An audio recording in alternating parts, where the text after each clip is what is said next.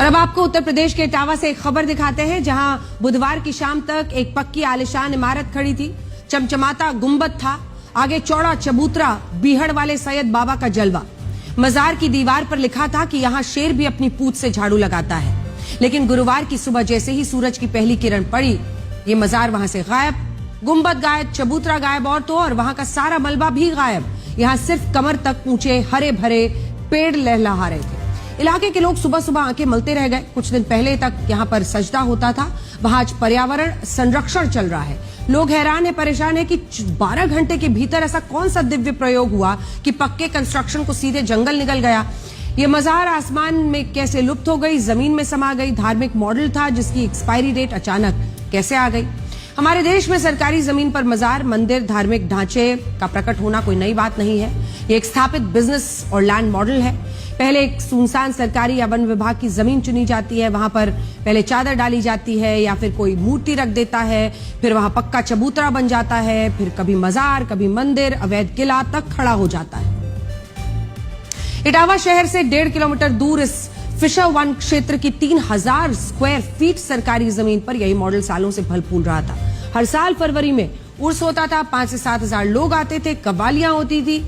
एक चीज नहीं थी, जमीन के कागजात। जमीन के कागजात थे ही नहीं। इस मजार के केयरटेकर फजल इलाही का दावा था कि यह मजार 800 साल पुरानी है।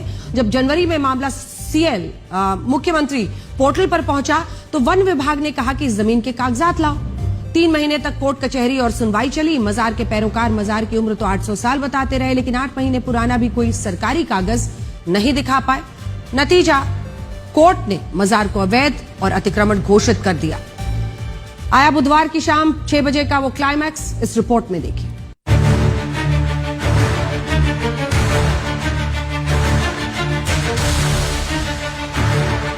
ये वही जगह है जहां पर मजार बनी हुई थी और अब यहाँ पर वृक्ष लगे हुए हैं, वृक्षारोपण कराया गया है। आप देख पा रहे होंगे कि छोटे छोटे पौधे लगा दिए गए हैं और यहाँ ध्वस्तीकरण के बाद इसके अवशेष भी हटा लिए गए हैं। अब महत्वपूर्ण बात है कि जिला प्रशासन ने यह पूरी तरह से गोपनीय करते हुए इस कार्रवाई को अंजाम दिया है।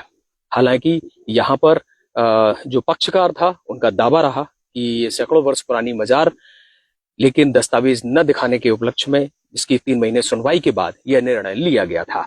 और अब यहाँ पर इस जगह पर आपको दिखाएं, पूरी तरह से यहाँ अवशेष भी हटाए गए।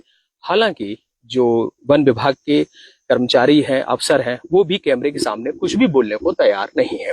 इस जगह को अगर आप देखेंगे तो यहाँ पर सीमेंटेड, ये सीमेंट की ईंट, पत्थर, गिट्टी, प्लास्टर की हुई, रंगी पुती हुई अवशेष अभी भी बाकी है। और जिला प्रशासन का ये गोपनीय तरीके से किया गया ध्वस्तीकरण का जो कार्रवाई है वह बहुत ही शांतिपूर्ण तरीके से किया गया और यहाँ मीडिया को भी दूर रखा गया।